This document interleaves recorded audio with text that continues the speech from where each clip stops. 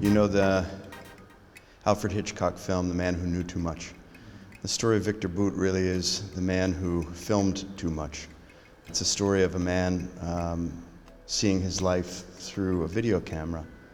And that is very much something that I relate to as a documentary filmmaker. But unlike Victor Bout, I go to the edit room and I spend months with footage. And insight from experiences that you film are generally gained in the edit room. When you can see the footage with some measure of clarity, you're off the mountain, you're out of whatever continent you were filming in, and you're in an edit room, a safe and contained space in which there's room and time and space to think and reflect. And that's the one thing when I think about Victor Bout's life that there wasn't a lot of. There wasn't a lot of self-awareness, there wasn't a lot of reflection. And I think one of the things that the camera did for him is it gave him a kind of distance, right? We all have friends who carry cameras everywhere they go. And the camera is a way of being present, but also being outside of that world at the same time. So it's a kind of force field. It protects you from things. It keeps you from feeling sometimes things, or I'll feel that later. Let me take a picture of it now, and I'll think about it and figure out how I feel about it later. You know, so I find that really interesting. But when I first came to the story of Victor Bout, I didn't know that the home movies existed, so that was a kind of bonus, you might say. So I was fascinated by the legend of this businessman, really, a kind of super businessman, as the myth would portray him, who spoke many, many different languages and who navigated international law, exploited the cracks in international law.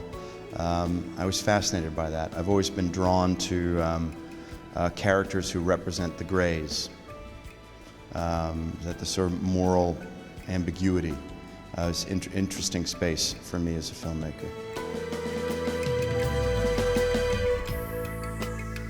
Well, again, that goes back to another project, I think. I met the agents, the DEA agents, the Drug Enforcement Administration agents, who were behind the arrest of Victor Bout in Thailand. I met these guys on another project about a different arms dealer. And Bout, at that point, really was the sort of poster boy for illegal arms, and had a kind of stature and status and a kind of celebrity, you might say, or notoriety, as the title of the film would say, that meant that everybody was looking at him. And these particular agents who were involved in this undercover sting operation felt that he probably was never going to be successfully extradited. He became a sort of pawn in a new Cold War tug of war around extradition from Bangkok, and that went on for several years. And so they were very skeptical that he would ever get out. But that got me thinking that if he were to be extradited to the States to stand trial, it would be a remarkable film. And this is before I knew about the home movie footage. At this point I knew that he was this sort of very secretive, clever, tricky shadow figure. That's what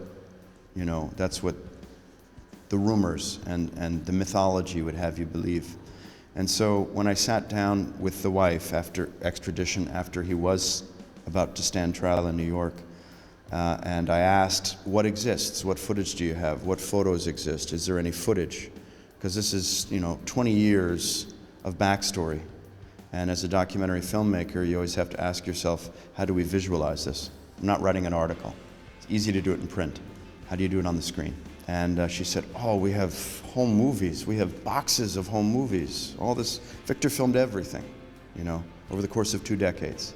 So I heard this, and this was incredible news, A, but B, also deeply confusing, because the image of the man up to this point was that he was so secretive and so hidden, and there was only one photo of him in the field, a point of cognitive dissonance. Just didn't make sense. And at that point I realized, here lies the film. Something isn't adding up, either the mythology or the fact that this is a guy who filmed every aspect of his life. Something doesn't make sense. And that really was the sort of nexus moment at which the film came together. I then began attending the trial. I met Maxim Pozdorovkin, who became my co-director. We combined forces. He's Russian-American, and it proved very, very useful in terms of earning the trust of the family and of Bout associates. Similarly, he would not have had the same ease in terms of convincing the Department of Justice to turn over evidence, to allow us access to the DEA. So by combining our forces, we created this sort of perfect storm, and we're able to tell the story from a 360-degree perspective, which was very important to us. This is a story that's been told over and over again with extreme prejudice and point of view, and we wanted to approach it with an open mind, right? And use Victor's home movies really as a kind of metaphor for understanding a life in this particular world of the arms trade.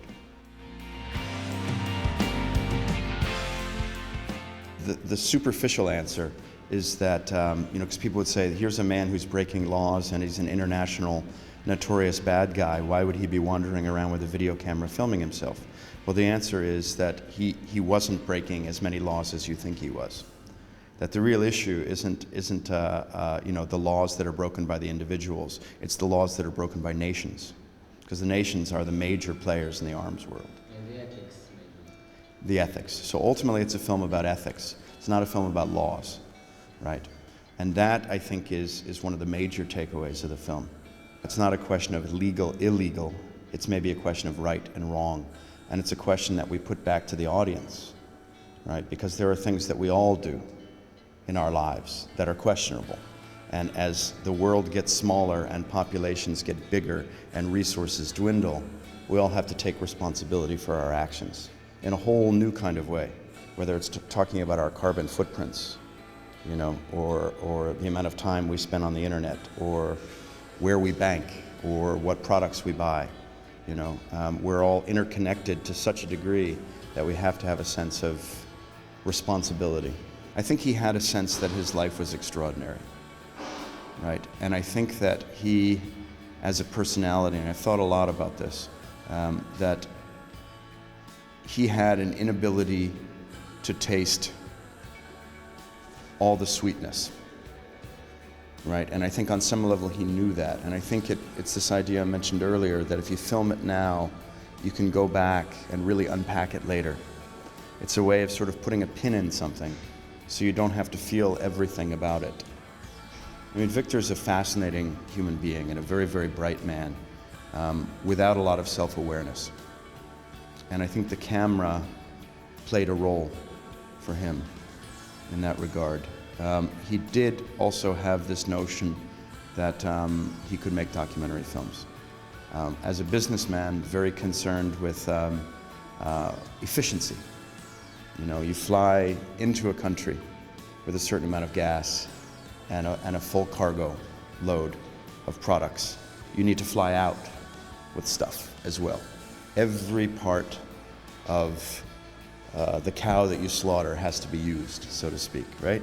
So he had this notion that he's flying to these extraordinary places, why not bring a camera and make a film? And then in addition to making money from cargo and transport and logistics, he could make money from documentary films. This was his notion, but he never fully realized it. And so one of the ways that I think I earned his trust was the fact that I make films for National Geographic. And that in some ways is his fantasy career.